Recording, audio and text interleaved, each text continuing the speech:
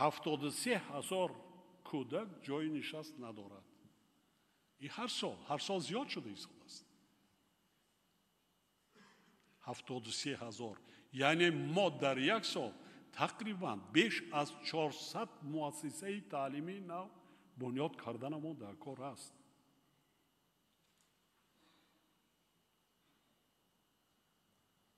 من برای چی در همه سخنرانی‌ها دست‌های این با پدر مادران صاحبکاران و همه جا اهل جامعه مراجعت میکنم که ما پیش از ما فکر انسان کنیم، فکر فرزند ما کنیم، فکر سر لباس، شکم سیر، شرایط خواندن، تعلیم که بی سواد نماند، بی کسب نماند، بی هنر نماند، فکر اینا کنیم، فکر مال و حال و گاو و اسب و ویمانه نکنیم، گوسفند مانه.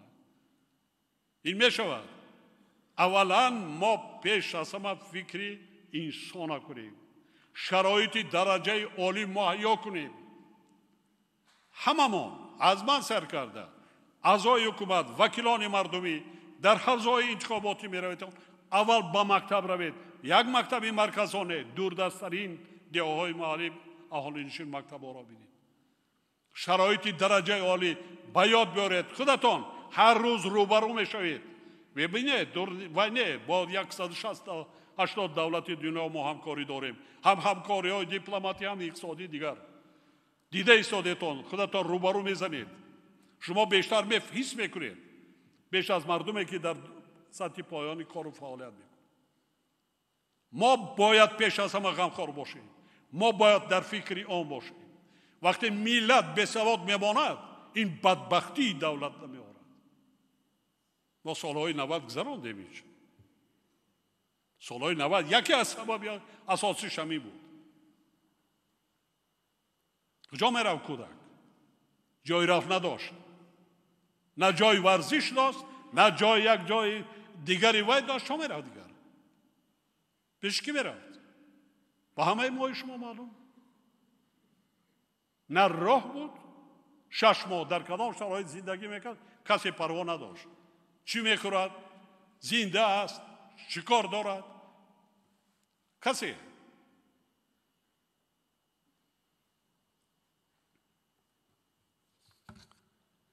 قابل ذکر است که تاجیکستان طبق تحلیل های یونسکو و بانک جهانی به گروه کشورهای داخل شده است که حجم مبلغ‌زاری آنها به ساحه معارف از حساب بودجه دولت زیاد می باشد.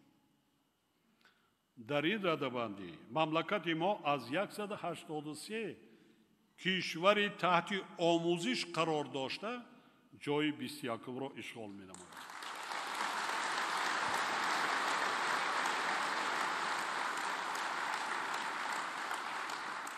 خاطر نشان می نمایم که اوضاع زود تغییر یابنده جهانی امروزه نظام معارف منظم، مستحکم و در عین زمان جوابگو به طلبات روزافزون جامعه را تقاضا می نماید. در چنین شرایط آماده کردن کادرهای بلنداحساس آموزگاری، باز هم بلند برداشتن صفت تعلیم، اعتبار جدی دادن به آموزش زبانهای خارجی در تمام زمینه‌های تحصیلات، علم‌های دقیق، ریاضی و طبیعی وظیفه مهمترین راهبران و مسئولان ساحه و اهل معارف میباشد. دوستان عزیز، عجایب و دیسپراتپوسی وی است. قریب 300,000 در دانشگاه و دانشکده عالی مملکت تحصیل دارند. جوانان ما دانشجو. ما در وقتی ختم میکنم با کار دعوت کردن در وزارت اداره اکثریت ولی اتستاسیون گذرانی 80%ش زبان خارجی را زبان خارجی را نمیدونن. دیروز تمام کرده است. از رابطه های اقتصادی خارجی ما با 160 دولت دنیا ما رفت و آمد داریم، گفتگو داریم، داد و گریفت داریم، بحث و مناظره داریم. غیری رابطه های دیپلماتی. برای اینا چی در کار؟ متخصص چگونه؟ متخصصی که زبانهای خارجی رو بداند، گفتگو کرده بتواند، معاشرت کرده بتواند، تاجیکستان معرفی کرده بتواند.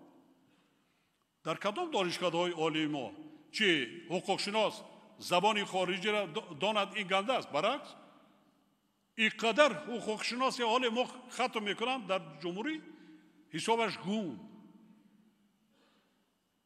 که ما حقوقشناسان سطح بین المللی جاگو بینید انگشتمار است. یا اینکه اقتصادچی یا حقوق و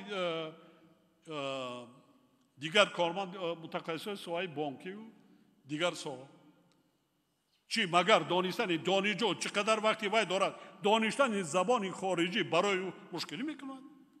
نه.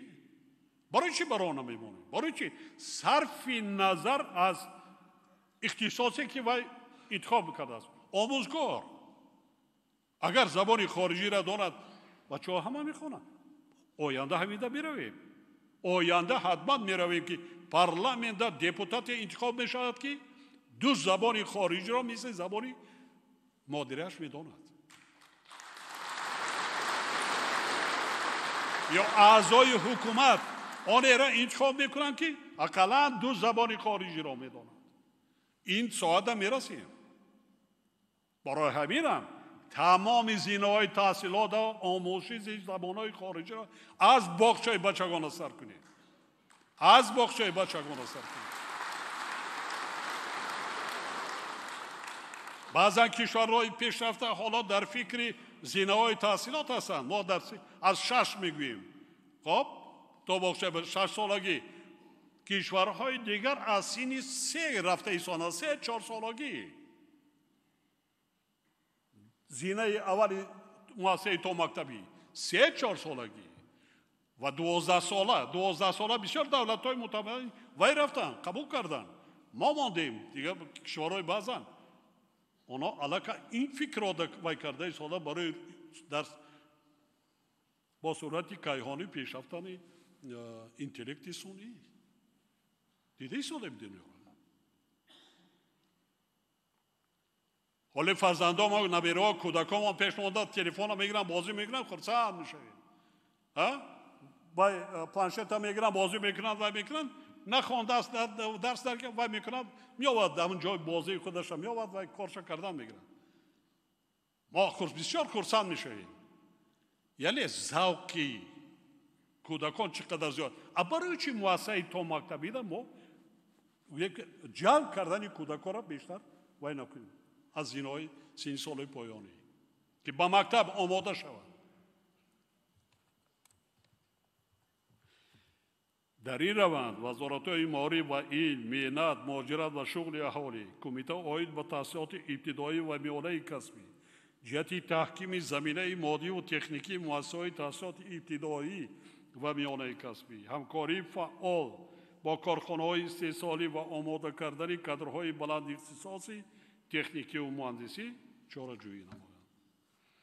وزارت معارف و علم، کمیسیون عالی اتستاسیونی، اگنتی نظارت در ساحه معارف و علم، اکادمی ملی علم‌ها و اکادمی‌های ساحوی همچنین وظیفه‌دار کرده میشوند که برای با سطح صفتا نو برداشتن فعالیت مؤسسه‌های تحصیلات عالی کسبی تدبیرهای ضروری اندیشه.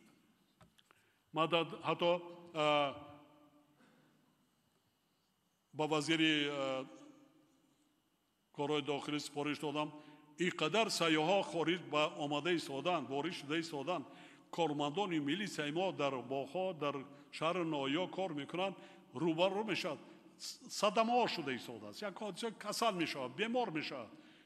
اگر کارمند ملی زبان خارجی را ندارد کدام زبان قطعی مهاجرت میکنند مراجعه و صحبت میکنند معاشرت میکنند. ترجمان در همه جا نیست کو عادی ترین و دانستنش در کار یا نه خیلی نداند. بله نداند چکار میکنند بعد منم انیکدوت کرده با پرتوفتان میگن سوسیالیست و دیگر مذاق کرده و میگن یعنی ما دیده ای دانسته امروز شرایط هست ایده کرده ما رفته ما در این زمینه با رشد اقتدار علمی موسوعه ذکر شده در دایره لایه‌های دولتی و بین المللی انجام دادن تحقیقات ارزشمند علمی و در رده‌بندی جهانی و منطقوی موقع شایسته اشغال نمودن مؤسسه‌های تحصیلات عالی کسبی کشور تامین کرده شد. وزارت‌های معارف و علم، مهنت، مهاجرت و شغل اهالی، اکادمیای ملی علم‌ها، دیگر وزارت و اداره‌هایی که در ساختارشان مؤسسه‌های تعلیمی فعالیت می‌کنند، عهده‌دارند که توسط راه‌اندازی برنامه‌های تعلیمی معاصر آماده کردن کادرهای لیاقتمند و بلند اختصاص را تامین نمایند. وزارت معارف و علم همچنین وظیفه‌دار کرده می شود که در همکاری با دیگر وزارت و اداره‌ها با مقصد تطبیق لایحه سرمایه‌گذاری دولتی محیط تعلیم اساس تحصیلات باصفت چارچوبه ملی رشد تحصیلات در جمهوری تاجیکستان را تهیه نماید. ضرور است که در روند عملی سازی لایحه محیط مساعد برای دسترسی به تحصیلات، تعلیم و تربیت ثمره بخش، تألیف کتاب‌های درسی نسل نو، بلند برداشتن صفت تحصیلات، تحلیل و ارزیابی روند تعلیم و تربیت و بهتر کردن انفراستراکچور مؤسسه‌های تعلیمی تامین کرده شد. در این روند باید به مسائل از تکمیل اختصاص و بازآموزی گذرانیدن آموزگاران، رشد تحصیلات علاوگی، تقویت مقام آموزگار در جامعه، جلب بیشتر خوانندگان و آموزگاران با استفاده تکنولوژی‌های اطلاعاتی رقمی کنانی ساحه معارف، آماده کردن آموزگاران و تجدید نظر کردن استانداردهای کسبی برای آموزگاران، ناظران و تکمیل مناسبت با صلاحیت به تعلیم اعتبار اولین درجه ظاهر گردد. حاضرین گرامی، در کشور شماره اهالی قابل مهنت منتظم رو به افزایش بوده، در 5 سال اخیر 8.4% زیاد گردیده است. اینچنین سرعت افزایش اهالی نسبت به سرعت افزایش قوه کاری 2.5 برابر زیاد می باشد. بنابراین جهت قانع گردانیدن طلبات اهالی به شغل ضرور است که طبق سپارش‌های قبلی در ساحه اقتصاد کشور هر سال زیاده از 100,000 جایهای کاری نو تأسیس داده شوند. در این جاده من منتداری حکومت جمهوری تاجیکستان و رهبریت شهر دوشنبه میرسانم که در خود همین سال با روی 40,000 متخصصان و کارگران جای کاری، از این 5,000 جای کاری برای زنان و بانوان مهیا کردند.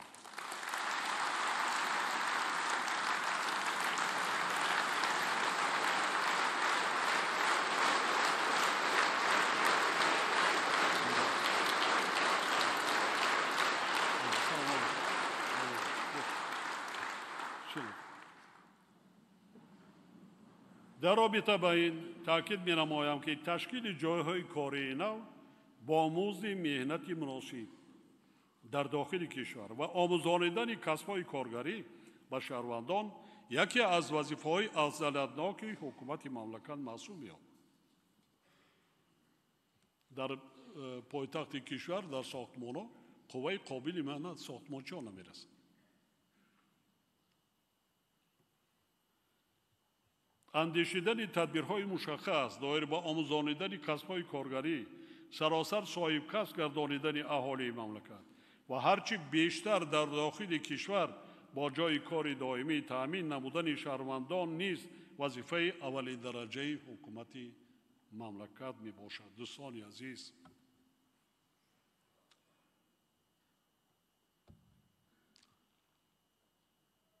صدها هزار نفر شهروندان ما شهروندان خارجی را قبول کرده ایستادند در یک سال.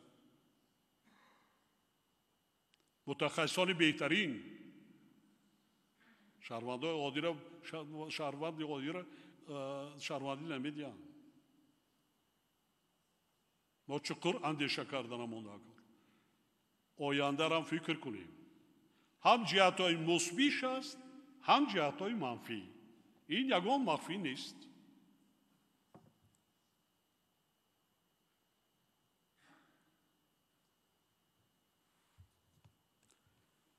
وزارت‌های مهنت، مهاجرت و شغل اهالی، معارف و این کمیته عاید به تحصیلات ابتدایی و میانه کسبی، رهبران مقامات اجرایی محلی حکومت دولتی و تمام ساختار و مقامات دولتی در این سمت مسئولیت بی‌واسطه دارند. رئیسای رهبرای ولایت شهر نایاب پیش از همه انا همین مسئله جا میده. چند جای کاری اخباراتی بر دروغ سنجیده میشن و جزای سخت میده.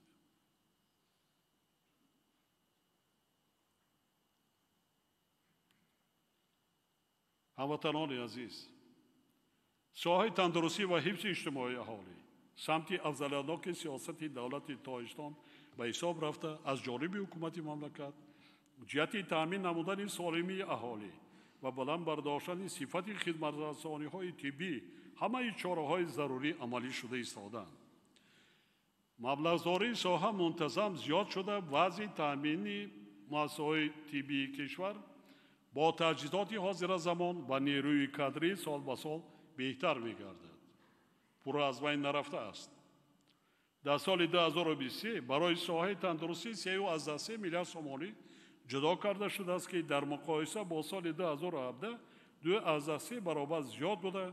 8.8% بودجه دولتی را تشکیل می‌دهد. حالا در ساحه تطبیق 15 استراتژی و برنامه ملی با مرام ادامه دارد. تنها در دوام سالهای 2022 و 2023 132 مؤسسه کمک اولیه طبی و سانیتری ساخته به استفاده داده شد. ما چند روز پیش بینای نوی وزارت تندرستی را و حفظ اجتماعی اهالی را به استفاده دادیم. اگر کدام تواند میسر شده باشد وزارت سابق خود کونه وزارت هم میدیدین در کدام شرایط کار کردن پای اینقدر 100 سال قریب. تمام این یادداشت در هر گوشه شهر دوشنبه انشاءات و عمارت‌هایی هست که عموماً با کارمند ساحتی سازگار نیست. البته ما دراست طولانی شد با در نظر سبب‌های ابجکتیوی سوبجکتیوی، لیکن حالا شرایط درجه عالی برای تمام کارمندان که در یک مؤسسه وای میکنن انشاءات برای 1000 نفر تمام شرایط و هم نظارت هم سیستم نظارت اتوماتیکی وای است. من باوری کامل دارم بعد این خدمت کار و فعالیتی از رهبریت وزارت سر کرده تا کارمندان سطح پایان کلاً تغییر می آمد.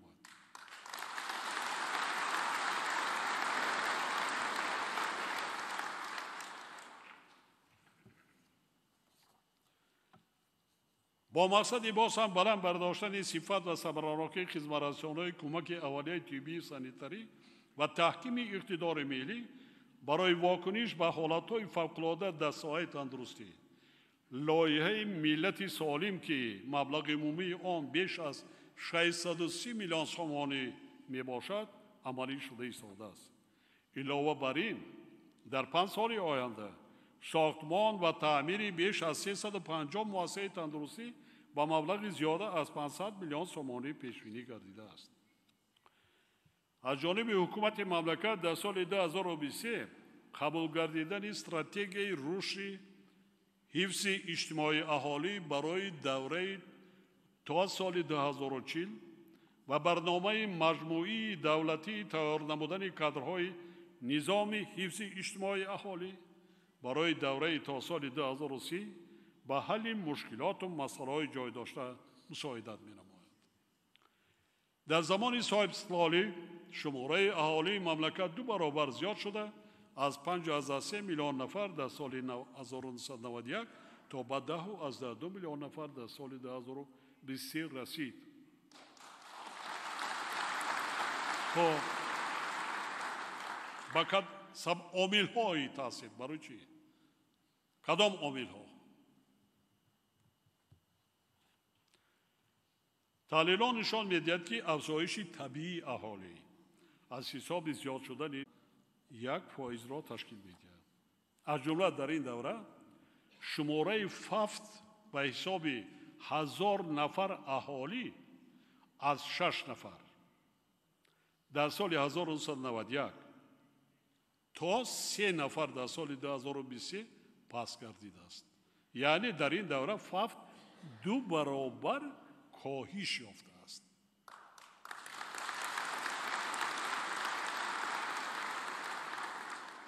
از جانب دیگر در این دوره دراز عمری میانه اهالی از 70 سال به 76 از 3 سال رسیده است. یعنی عمر میانه اهالی مملکت در زمان صاحب استقلالی بیش از 6 سال افزایش پیدا کرده است. نشان دهنده این مذکور دلیل روشن و واضح بهتر گردیدن سطح و صفت زندگی مردم کشور می باشد.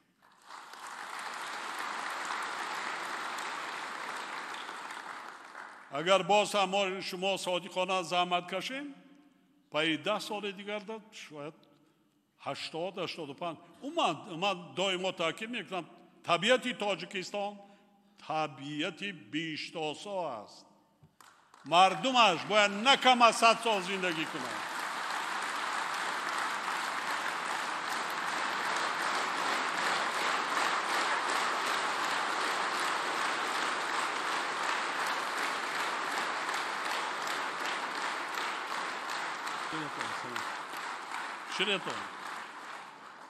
با معلومات شما و مردم تاجیکستان ما قریب که در تاجیکستان زوادهای شیمیایی نداریم.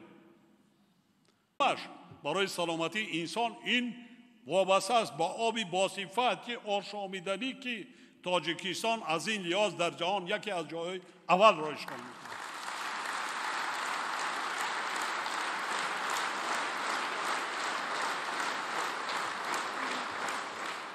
برای چی اینقدر 76 برای چی 96 نی برای چی 100 نی برای چی 86 نی؟ انا همون مشکلی هایی که من بالا ایستاده گذاشتم اگر ما همون مشکلی های اجتماعی را آهسته آهسته برطرف کنیم همین تا برسیم. حتما وقتی روزگاری